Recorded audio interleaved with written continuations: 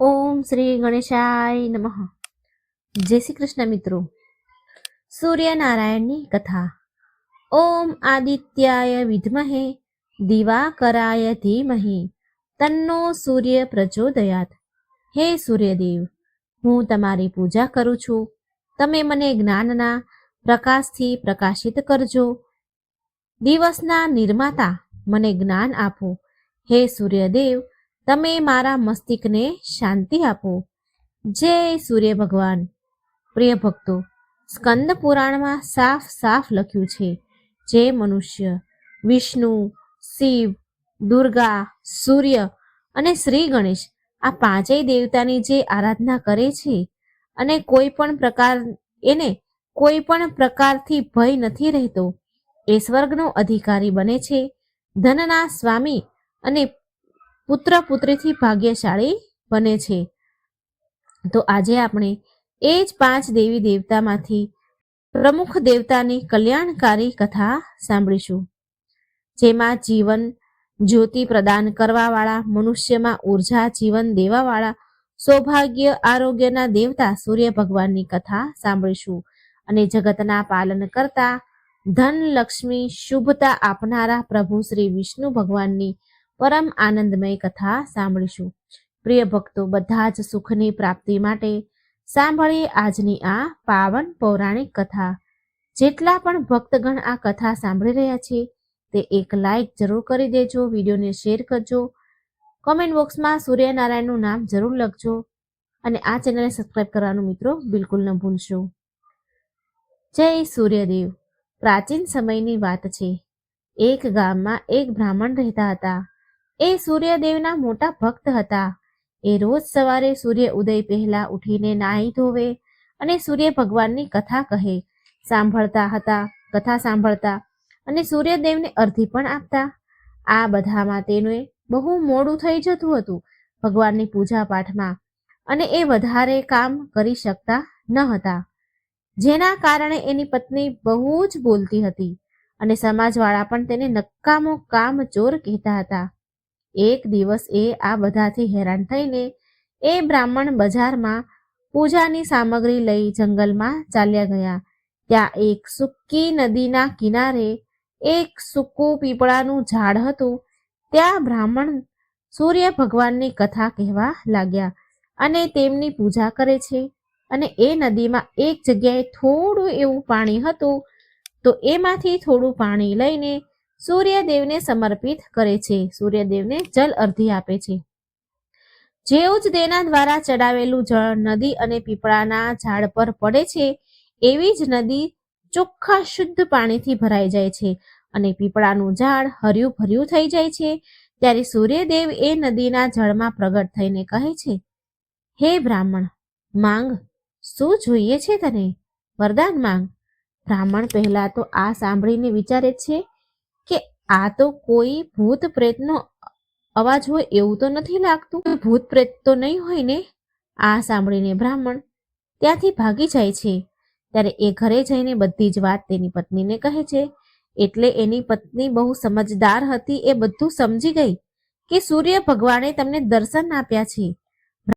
બ્રાહ્મણની પત્ની તેને સમજાવે છે અને કહે છે, સૂર્યદેવ તમારાથી પ્રસન્ન થઈને તમને વરદાન આપવા માટે આવ્યા હતા, એટલે જ તો એમને પ્રગટ થઈને કહ્યું, તમને વરદાન માંગવાનું કહ્યું. ત્યારે બ્રાહ્મણ તેની પત્નીને કહે છે, હું વરદાનમાં શું માંગુ? કહો. તો એની પત્ની બોલી, થોડા શબ્દોમાં જેટલું બની શકે એટલું વધારે માંગી લેજો. બ્રાહ્મણે સૂર્ય ભગવાનની પાસે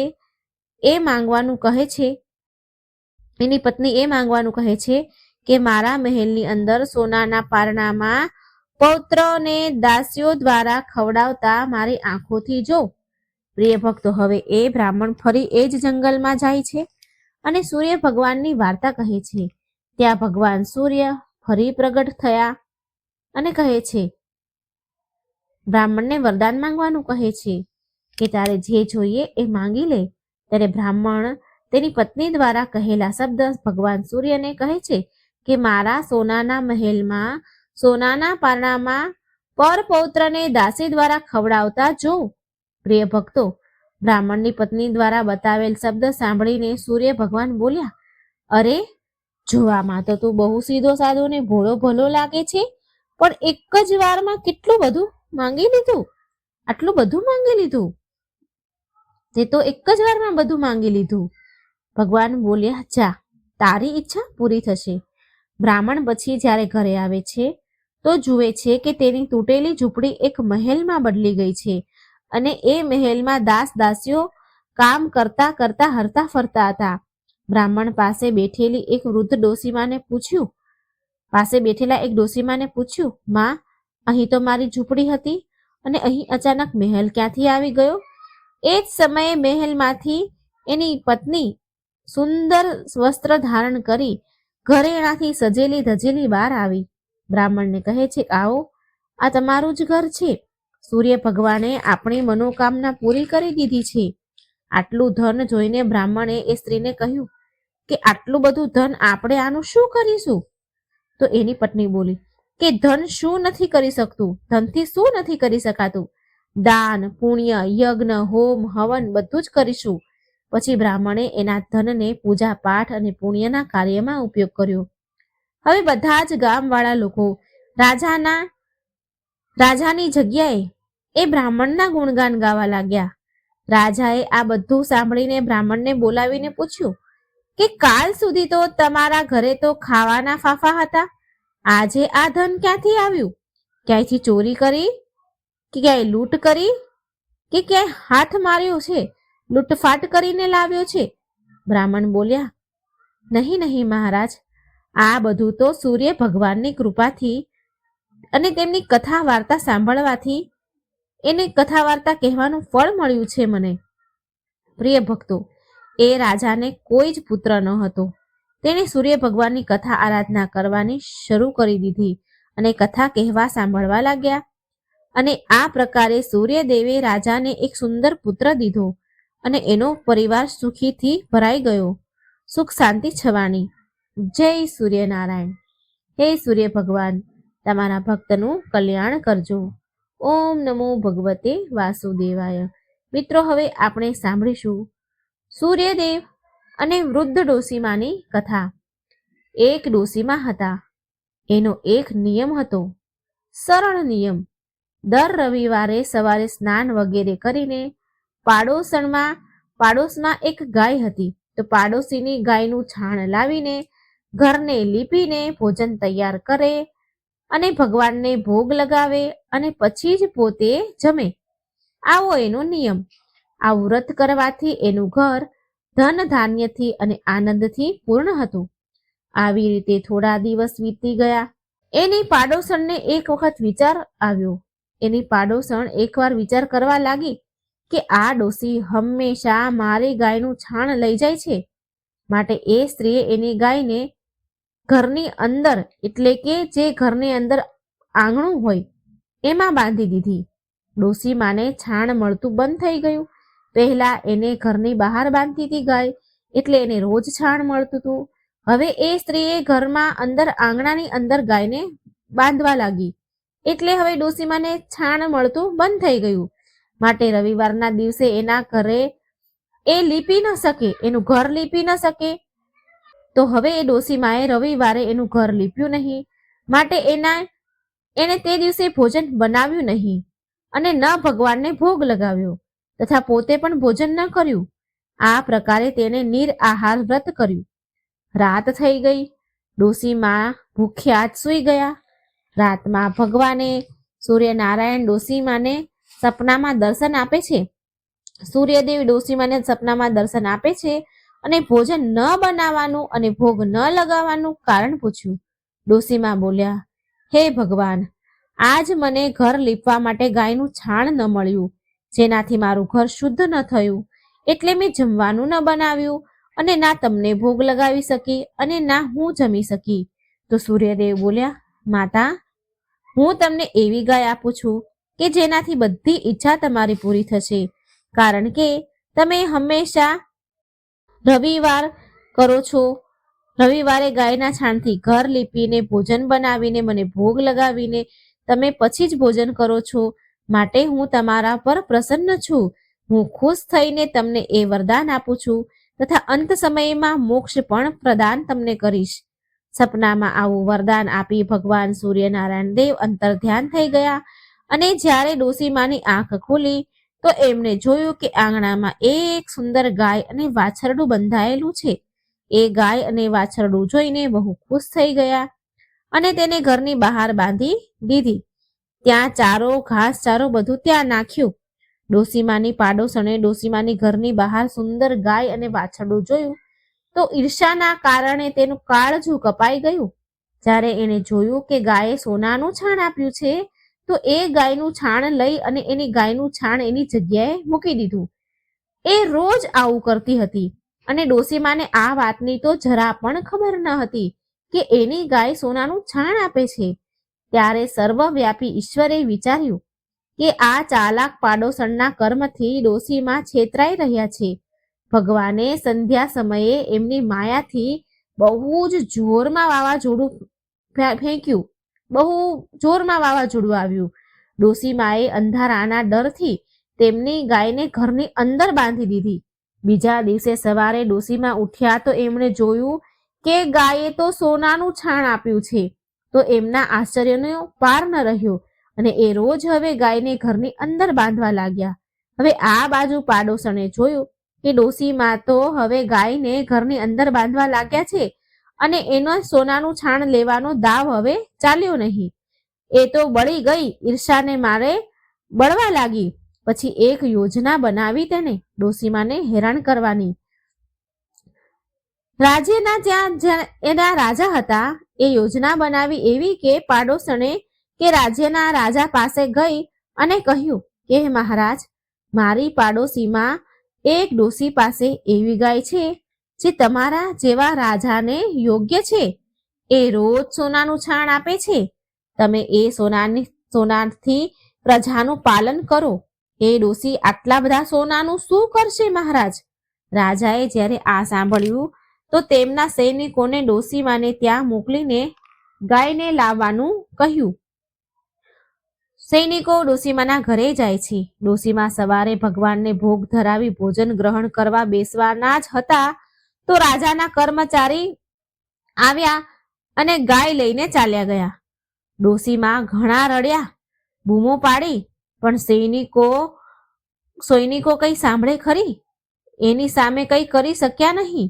એ દિવસે ડોસી ગાયના વિયોગમાં ભોજન ન ખાઈ શક્યા. એમણે કઈ ખાધું પીધું નહીં અને રાતભર રડી રડીને કાઢી. સૂર્ય ભગવાનને ગાય ફરી મેળવવા માટેની પ્રાર્થના કરતા રહ્યા. આ બાજુ રાજા ગાયને જોઈને બહુ ખુશ થયા. સવારે જેવા એ રાજા ઉઠ્યા કે આખો મહેલ છાણથી ભરાઈ ગયો. રાજા આ જોઈ ગભરાઈ ગયા. હવે શું થાય? સૂર્યદેવે રાતમાં રાજાના સપનામાં જઈને કહ્યું કે હે રાજન, ગાય ડોસીમાને પાછી આપી દે છે. આમાં જ તારું ભલું છે. એના રવિવારના વ્રતથી પ્રસન્ન થઈને મેં તેને ગાય આપી હતી. જો તે એ ગાય એને પાછી નહીં આપીને તો તારું સર્વનાશ થશે. પ્રિય ભક્તગણો, સવાર થતાં જ રાજાએ ડોસીમાને બોલાવીને બહુ બધું ધન આપ્યું, સન્માન આપ્યું, સન્માનિત કર્યા. તેની સાથે ગાય અને વાછરડું પણ આપી દીધા અને તેની પાડોશણને બોલાવીને એને ઉચિત દંડ દીધો. આટલું કર્યા પછી રાજાના મહેલની ગંદકી દૂર થઈ ગઈ. એ દિવસ રાજાએ નગરવાસીઓને આદેશ આપ્યો કે રાજ્યની તથા પોતાની સમસ્ત મનોકામનાની પૂર્તિ માટે રવિવારનું વ્રત કરવું. રવિવારનું વ્રત કરવાથી નગરના લોકો સુખી જીવન જીવવા લાગ્યા. કોઈ પણ બીમારી તથા પ્રકૃતિનો પ્રકોપ તેમના પર થતો ન હતો. બધી પ્રજા સુખી રહેવા લાગી. તો એકવાર પ્રેમથી બોલો, જય સૂર્ય ભગવાન. હે સૂર્યદેવ, જેવું તમે ડોસીમાને આપ્યું એવું જ તમારા બધા જ ભક્તોને આપજો તથા કથા કહેનાર, સાંભળનાર, હોંકારો ભરનાર બધાની જ મનોકામના પૂરી કરજો. પ્રિય ભક્તો, હવે તમે સાંભળશો ભગવાન વિષ્ણુની કલ્યાણકારી સુખ સંપત્તિ દેનારી કથા.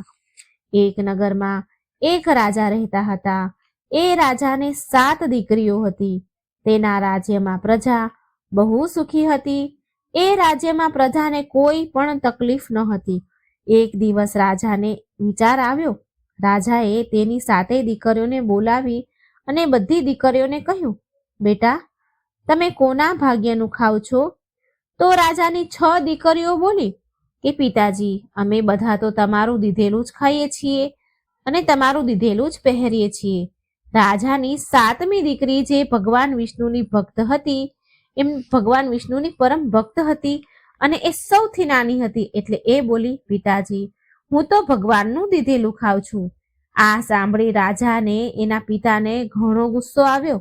તેણે કહ્યું, બધાને હું ખવડાવું છું અને તું એમ કહે છે કે હું ભગવાનનું દીધેલું ખાઉં છું? રાજાએ તેની 6 દીકરીના વિવાહ રાજઘરોમાં કર્યા, પણ રાજાએ તેની 7મી નાની દીકરીના વિવાહ એક ગરીબ લાકડા કાપનાર સાથે કરી દીધા. એ લાકડા કાપનાર રોજ જંગલમાં લાકડા કાપવા જતો હતો. તો એ કોઈ કારણથી બીમાર પડી ગયો હતો. એ લાકડા કાપનાર એકદમ કાળો અને દુબળો, ચાલી પણ શકતો ન હતો. આટલી દયનીય સ્થિતિ તેની થઈ ગઈ હતી. આવા ગરીબ લાકડા કાપનાર સાથે રાજાએ તેની નાની 7મી દીકરીના લગ્ન કરાવી દીધા. રાજાએ તેની નાની દીકરીને કહ્યું કે તું તો કહેતી હતી ને કે હું ભગવાનનું દીધેલું ખાઉં છું, તો તું હવે એનું દીધેલું જ ખા. એ છોકરી ભગવાન વિષ્ણુની પરમ ભક્ત હતી. ભગવાનની ઈચ્છા સમજી ખુશી ખુશી એ ગરીબ લાકડા કાપનાર જોડે એની સાથે રહેવા લાગી. એ રાજાની રાજકુમારી રોજ જંગલમાં લાકડા કાપી બજારમાં વેચે અને જે પૈસા મળે એ પૈસાથી એના પતિની દવા અને ભોજનનો સામાન અને ભગવાનની પૂજાની સામગ્રી અને અમુક દાન માટે એ બચાવતી હતી. આટલું એ લાકડા કાપીને કરતી. લાકડા કાપનારની પત્ની એ જંગલમાં એક રહેવા માટે ઝૂંપડી બનાવે છે. એ ઝૂંપડીમાં બંને રહેવા લાગ્યા. એ છોકરી બહુ દયાળુ હતી. એ રોજ ભગવાન વિષ્ણુની પૂજા અર્ચના કરતી અને તેમની પાસે ભગવાન શિવની પૂજા પણ કરતી હતી. સાથે સાથે ભગવાન શિવની પણ પૂજા કરે. એ જ ઝૂંપડીમાં કુટિયાની બાજુમાં એક નાગની જોડી રહેતી હતી. તે લાકડા કાપનારની દીકરી રોજ નાગના રાફડા પાસે દૂધ મૂકતી. એ નાગ રોજ દૂધ પીવે. મિત્રો, કહેવાય છે ને, જે પણ ભક્તગણ ભગવાન શિવની પૂજા કરે છે અને ભગવાન વિષ્ણુની નિંદા કરે છે, એને કોઈ પણ પ્રકારનું સુખ નથી મળતું. અને જે ભગવાન વિષ્ણુની પૂજા કરે છે અને શિવજીની નિંદા કરે છે, તેને પણ કોઈ પ્રકારનું સુખ નથી મળતું. ઉપરથી એને દુઃખ ભોગવવું પડે છે. શિવજી અને ભગવાન વિષ્ણુ એકબીજાને પૂરક છે. આ વાતને એ કન્યા, એ છોકરી બહુ સારી રીતે જાણતી હતી. તો પ્રિય ભક્તો, એ નાગ કોઈ સાધારણ નાગ ન હતો, પણ ભગવાન શિવ સ્વરૂપી ઈચ્છાધારી નાગ હતો. એક દિવસ એ નાગે વિચાર્યું કે આ દીકરી બહુ જ દયાળુ છે તથા ગરીબ પણ છે. આની મદદ તો મારે કરવી જોઈએ. તો એક દિવસ ભગવાનની પ્રેરણાથી એ નાગે લાકડા કાપનારની પત્નીને સપનામાં આવીને કહ્યું કે હે પુત્રી, જે સ્થાન પર તું દૂધનો વાટકો મૂકે છે ને રોજ, એ સ્થાનને ખોદજે. તને બહુ બધું અપાર ધન સંપત્તિ મળશે. એ સંપત્તિથી તું બધાનું ભલું કરજે. પણ એક વાતનું ધ્યાન રાખજે, કોઈ પણ વ્યક્તિ તારા દ્વાર પરથી ભૂખ્યો ન જાય. લાકડા કાપનારની પત્ની સવારે ઉઠી અને જે સ્થાન પર નાગની જોડી રહેતી હતી એનાથી થોડે દૂર ખોદવાનું તેણે શરૂ કરી દીધું. અને તેનું તો ભાગ્ય જ પલટી ગયું. ભાગ્ય બદલાઈ ગયું. તેને એટલું ધન મળ્યું કે એ ધનથી એણે એક મહેલ બનાવી લીધો. તેણે તેનું એક નગર વસાવી લીધું. એ રોજ ભૂખ્યાને ભોજન કરાવતી હતી. તેનો પતિ પણ પૂરી રીતે સ્વસ્થ થઈ ગયો હતો. એક દિવસ તે કન્યા બધાને ભોજન કરાવતી હતી ત્યારે એણે જોયું કે પંગતમાં સૌથી પાછળ એના પિતા તથા એની 6 બહેનો બેઠેલી છે. તો એ તો ઓળખી ગઈ અને એના પિતાને પૂછવા લાગી કે પિતાજી, તમારી આવી હાલત કેવી રીતે થઈ? તેના પિતા બોલ્યા, પુત્રી, મારું બધું જ રાજપાટ ચાલ્યું ગયું. તારી બહેનના પતિઓએ ધક્કા મારી રાજ્યથી બહાર કાઢી મૂક્યો મને. હવે અમારા બધાની આ દશા થઈ છે. કે અમારે ભિક્ષા માંગવી પડે છે અને એટલા માટે અમે તારા દરવાજે આવ્યા છીએ અને પંગતમાં બેઠા છીએ. પ્રિય ભક્તો, એ બધાની આવી દશા જોઈને લાકડા કાપનારની પત્નીએ તેના પિતાને અને તેની 6 બહેનોની મદદ કરી. પછી તેણે એના પિતાને કહ્યું, જોયું ને પિતાજી, મેં કહ્યું હતું ને, આપણે બધા જ ભગવાનનું દીધેલું ખાઈએ છીએ.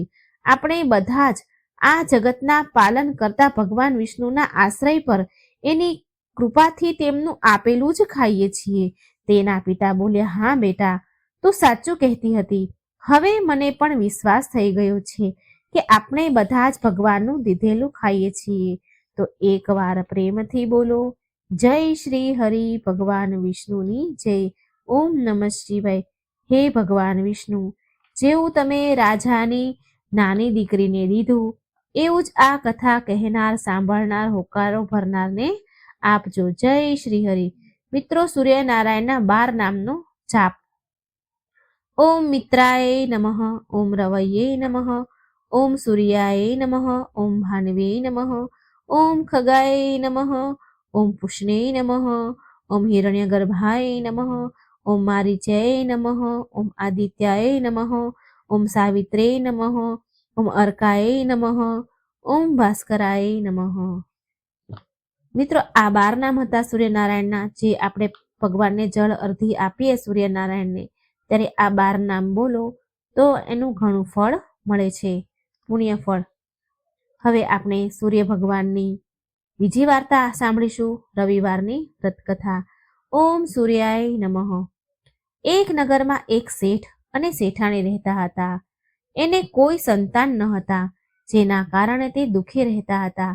એક દિવસ શેઠ સવારમાં બહાર જઈ રહ્યા હતા, તો સામે રસ્તામાં એક ખેડૂત ખેતરમાં બાજરો રોપવા માટે જઈ રહ્યો હતો. શેઠને જોઈને ખેડૂત મોઢું ફેરવી ગયો અને પાછો ચાલ્યો ગયો અને બોલ્યો કે આજે તો સારા સુકન ન થયા, ખબર નહીં કેવો દિવસ વીતશે આજનો. સાહુકારે એની વાત સાંભળી અને ઉદાસ થઈ ઘરે પાછા આવી ગયા અને તેની પત્નીને બધી વાત કહી. તો શેઠાણી પણ બોલી, હા, આજે આંગણામાં એક ચકલી આવી હતી. એ બોલી કે આ ઘરમાં બાળકો નથી, દાણા ચણ ક્યાંથી મળશે? આમ બોલીને તે ઉડી ગઈ. આ સાંભળીને શેઠને બહુ જ ક્રોધ આવ્યો, બહુ દુઃખી થયા. એ દિવસથી બંને જણા સૂર્ય ભગવાનની આરાધના કરવા લાગ્યા અને આમ 12 વર્ષ વીતી ગયા. એક દિવસ સૂર્યદેવ શેઠ અને શેઠાણીને સામે પ્રગટ થયા અને બોલ્યા કે હું તમારી ભક્તિથી પ્રસન્ન છું અને મારા આશીર્વાદથી તમને સર્વગુણ સંપન્ન કન્યા મળશે. આમ કહીને સૂર્યદેવ અંતર્ધ્યાન થઈ ગયા. સૂર્યદેવના આશીર્વાદથી શેઠાણીએ એક સુંદર દીકરીને જન્મ આપ્યો. સૂર્યદેવના આશીર્વાદથી જન્મેલી એક કન્યા સવારે સૂઈને ઉઠે તો એના મુખમાંથી હીરા મોતી નીકળતા હતા. જ્યારે શેઠાણી એ આ જુએ છે કે તો એની ખુશીનું કોઈ ઠેકાણું ન રહ્યું, પણ તેણે આ વાત કોઈને કહી નહીં, અહીં સુધી કે તેના પતિ શેઠને પણ ન કહી. સમય સાથે કન્યા મોટી થઈ. સર્વગુણ સંપન્ન દીકરી તેના માતા પિતાની જેમ સૂર્યદેવની પૂજા કરતી હતી. શેઠ એની દીકરી માટે વર શોધવા લાગ્યો. ત્યારે તેની પત્ની બોલી કે મારે એવો નિયમ છે કે મારી દીકરીનું મુખ જોઈને જ દિવસની શરૂઆત કરું, માટે હું એના લગ્ન એક એવા છોકરા સાથે કરીશ જે ઘર જમાઈ બનીને આપણી સાથે રહે. શેઠાણીએ એક ગરીબ ઘરનો છોકરો શોધ્યો અને તેની દીકરીના વિવાહ તેની સાથે કરી દીધા. શેઠાણીએ એના નિયમની વાત કહી અને બોલી કે તે રોજ એની દીકરીને ઉઠાડવા આવશે. તો જમાઈ બોલ્યા, ઠીક છે, પણ જમાઈને રોજ રોજ તેની દીકરીને ઉઠાડવા આવે તે ખરાબ લાગવા લાગ્યું. પણ તે છોકરી બોલતી કે આ મારા પ્રત્યે મારી માનો પ્રેમ છે. તો એક દિવસ શેઠાણી તેની દીકરીને ઉઠાડવા જલ્દી ન જઈ શક્યા. એ દિવસે એ છોકરીના વરે તેની પત્નીના મુખ પાસે હીરા જોયા તો એ બધી જ વાત સમજી ગયો. આ બાજુ જ્યારે શેઠાણી પહોંચે છે તો એણે જોયું કે એની દીકરી જાગી ગઈ છે. તો એ સમજી ગઈ કે એના જમાઈને સત્ય ખબર પડી ગયું છે. શેઠાણીએ લાલચમાં આવીને તેના જમાઈને મરાવી નાખ્યો, માથું કાપીને તેની પાસે રાખી લીધું. આ બાજુ સૂર્યદેવે વિચાર્યું કે મારા દ્વારા દીધેલ કન્યાના પતિને મારી નાખ્યો, મારે એની રક્ષા કરવી જોઈએ.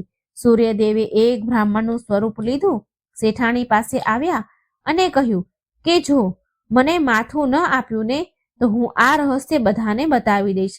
અને ભિક્ષામાં જમાઈનું માથું લઈ ગયા અને આ માથું શરીર સાથે જોડીને અમૃતના છાંટા નાખ્યા તો જમાઈ જીવતો થયો. આ બાજુ છોકરીએ રવિવારનું વ્રત રાખ્યું હતું. એ કથા સાંભળીને તેના પતિની વાટ જોઈ રહી હતી.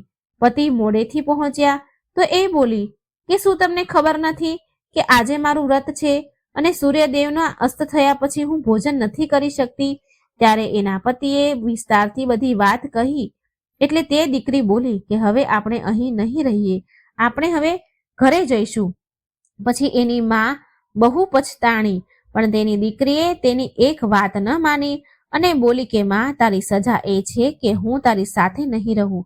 આમ કહી એ તેના પતિ સાથે સાસરે ગઈ. જોત જોતામાં ઘર સંપત્તિ સુખથી ભરાઈ ગયું. હે સૂર્યદેવ, જેવી કૃપા છોકરી પર કરી એવી સુખ સમૃદ્ધિ આ કથા કહેનાર, સાંભળનાર અને હોકારો ભરનાર બધા ઉપર કરજો. જય સૂર્યનારાયણ. ઓમ સૂર્યાય નમઃ. મિત્રો, ખૂબ જ સરસ મજાની કથા છે સૂર્યનારાયણની. તો વિડીયો સારો લાગે તો લાઈક અને શેર કરવાનું ભૂલશો નહીં અને આ ચેનલને એકવાર સબસ્ક્રાઇબ જરૂર કરી દેજો. આમાં રસપ્રદ ગૂઢ રહસ્યના ભગવાનના શાસ્ત્રોના વિડીયો હું મૂકું છું. જો સબસ્ક્રાઇબ કરશો ચેનલને, બેલ આઇકોનનું બટન ઓન કરશો તો આ વિડીયોના જાણકારી માહિતી તમારા સુધી તરત આવશે. માટે ચેનલને સબસ્ક્રાઇબ કરી દેજો. અને કથા વાર્તા સારી લાગે તો કોમેન્ટ બોક્સમાં જરૂર જણાવજો અને ભગવાનનું નામ પણ એકવાર જરૂર લખજો. આ વાર્તા સાંભળવાથી આરોગ્યની પ્રાપ્તિ થાય છે, શારીરિક તંદુરસ્તી મળે છે, શારીરિક પીડા દૂર થાય છે અને સમાજમાં માન યશ વધે છે. આ કથાના અનુસાર વેદવ્યાસજીના પરમ સર્વશ્રેષ્ઠ શિષ્ય ઋષિ વેશપાયનજી એક વખત વેદવ્યાસજીને પૂછ્યું કે હે ગુરુદેવ, આકાશમાં રોજ જેનો ઉદય થાય છે તે કોણ છે અને એનો શું પ્રભાવ છે અને તેમાંથી નીકળતા કિરણો અને પ્રકાશની ઉત્પત્તિ ક્યાંથી થઈ? હું જોઉં છું કે દેવતાઓ, મોટા મોટા શ્રેષ્ઠ મુનિઓ, રાક્ષસો તથા બ્રાહ્મણ અને માનવી સહિત એની આરાધના કરે છે. આ સાંભળી વેદવ્યાસજી તેમના પ્રિય શિષ્યને કહે છે કે જે આકાશમાં રોજ ઉદય થાય છે તે બ્રહ્માજીના સ્વરૂપમાંથી પ્રગટ થયેલ ઉત્કૃષ્ટ તેજ છે અને તમે તેને સાક્ષાત બ્રહ્માજી જ સમજો. અને એ જ છે ધર્મ, અર્થ, કામ અને મોક્ષ આ ચારેય પુરુષાર્થને આપવા વાળા દેવ છે. નિર્મળ કિરણોથી સુશોભિત આ જે તેજ છે તે પહેલા અત્યંત પ્રચંડ અને અસહનીય હતું, જેને સહન કરી શકાય નહીં એવું હતું. આ જોઈ અને તેની પ્રખર કિરણોથી પીડિત મૃત્યુલોકમાં ધરતીલોકના બધા લોકો આમ તેમ ભાગવા લાગ્યા, છુપાવા લાગ્યા. ચારેય બાજુ સમુદ્ર, મોટી મોટી નદીઓ સુકાવા લાગી. તેમના પ્રચંડ તેજથી વન જંગલ બળીને સુકાવા લાગ્યા. તેટલું પ્રચંડ તેજ હતું તેમનું. માનવ સમુદાય પણ શોકથી આતુર થઈ ગયા. નદીઓ, સમુદ્ર, વનોમાં રહેનારા જીવજંતુ, પ્રાણી મૃત્યુ પામવા લાગ્યા. આવું વિનાશ ભર્યું દ્રશ્ય જોઈને ઇન્દ્ર સહિત બધા દેવતાઓ બ્રહ્માજી પાસે ગયા અને બધી વાત દેવતાઓએ બ્રહ્માજીને કહી. જે વિનાશ થઈ રહ્યો હતો ધરતીલોક પર આ પ્રચંડ તેજથી જે ત્રાહિમામ થઈ રહ્યું હતું એ બધું જ બ્રહ્માજીને કહી સંભળાવ્યું. બ્રહ્માજીએ દેવતાઓને કહ્યું કે હે દેવગણો, આ સ્વરૂપ આદિ બ્રહ્મ સ્વરૂપથી જળમાં પ્રગટ થયું છે. આ તેજમય પુરુષ એ બ્રહ્મ સમાન છે. બ્રહ્માજી અને આદિ બ્રહ્મ સ્વરૂપમાં તમે કોઈ અંતર સમજતા નહીં. આ સૂર્યદેવ છે. હું સૂર્યદેવ દ્વારા આ ચરાચર જગતનું પાલન થાય છે. બધાની રક્ષા સૂર્યથી જ થાય છે. આ સૂર્યદેવના પ્રભાવનું હું પૂરેપૂરું વર્ણન નહીં કરી શકું. બધાની રક્ષા કરનારા આ સૂર્યદેવની સમાન બીજું કોઈ નથી. જે મનુષ્યો કે કોઈ પણ સૂર્યદેવની આરાધના કરે છે તો તે મોક્ષ પામે છે. સંધ્યા ઉપાસનાના સમયે બ્રહ્મપિતા બ્રાહ્મણ તેમની ભુજાઓ ઉપર ઉઠાવીને આ સૂર્યદેવની આરાધના કરે છે, જેના ફળ સ્વરૂપ સમસ્ત દેવતાઓ દ્વારા બ્રહ્માજી પૂજાય છે. બ્રહ્માજી કહે છે કે આ ભૂતલ ધરતી લોક પર જે પતિત અને એઠું ખાનારા જે મનુષ્ય છે એ પણ ભગવાન સૂર્યના કિરણોને સ્પર્શથી પવિત્ર થઈ જાય છે. સંધ્યાકાળમાં સૂર્ય ભગવાનની ઉપાસના આરાધના કરવાથી બધા જ પાપો નષ્ટ થાય છે. જે લોકો સૂર્યદેવની ઉપાસના કરે છે તે આ લોક પર પરલોકમાં પણ તેને દરિદ્રતા નથી આવતી. આ લોક અને પરલોકમાં પણ દરિદ્રતા, દુઃખ અને પીડાદાયક રહેતા નથી. બ્રહ્માજી બોલ્યા, વિષ્ણુ, શિવ આદિ દેવના દર્શન બધા લોકોને નથી થતા. ધ્યાન કરવાથી જ માત્ર તેમના રૂપના સાક્ષાત્કાર થાય છે. પણ ભગવાન સૂર્ય દેવતા માનવામાં આવ્યા છે, પણ ભગવાન સૂર્યના પ્રત્યક્ષ દેવતા માનવામાં આવ્યા છે, જેના આપણે દર્શન કરી શકીએ છીએ. બ્રહ્માજીની વાત સાંભળી બધા દેવતા કહેવા લાગ્યા કે હે બ્રહ્માજી, સૂર્યદેવને પ્રસન્ન કરવા માટે પૂજા, આરાધના, અર્ચના, ઉપાસના તો દૂરની વાત છે. સૂર્યદેવના દર્શન તો પ્રત્યકાળની આગ સમાન છે, પ્રલય કાળની આગ સમાન છે. ધરતી લોકના સમસ્ત પ્રાણી, જીવજંતુ તેમના પ્રચંડ તેજના કારણે મૃત્યુ પામી રહ્યા છે. સમુદ્ર, નદીઓ આદિના જળ સુકાઈ રહ્યા છે અને દેવતાઓ પણ તેમનું તેજ સહન નથી કરી શકતા. તો પછી બીજા લોકો કેવી રીતે સહન કરી શકે? સામાન્ય મનુષ્ય, જીવજંતુ એમનો સામનો, એમના દર્શન કેવી રીતે કરી શકે? માટે હે પરમ બ્રહ્મ કૃપાળુ બ્રહ્મદેવ, તમે જ એવી વાત કોઈ કરો, એવી કૃપા કરો કે જેનાથી અમે લોકો ભગવાન સૂર્યના દર્શન, પૂજા, આરાધના કરી શકીએ. બધા જ મનુષ્ય ભક્તિપૂર્વક સૂર્યદેવની આરાધના કરી શકે. આના માટે તમે જ કોઈ ઉપાય કરો. વેદ વ્યાસજી તેના શિષ્યોને કહે છે કે દેવતાઓની આવી વાત સાંભળી બ્રહ્માજી સૂર્યદેવ પાસે ગયા અને સંપૂર્ણ જગતનું કલ્યાણ કરવા માટે બ્રહ્માજીએ સૂર્યદેવની સ્તુતિ કરવા લાગ્યા. બ્રહ્માજી બોલ્યા, હે સૂર્યદેવ, તમે સંપૂર્ણ સંસારની આંખો સમાન છો. તમે સાક્ષાત બ્રહ્મ સ્વરૂપ છો. તમારી સામે જોવું કઠિન છે. તમારી સામે જોવાની શક્તિ કોઈની પાસે નથી, એવું તમારું પ્રચંડ તેજ છે.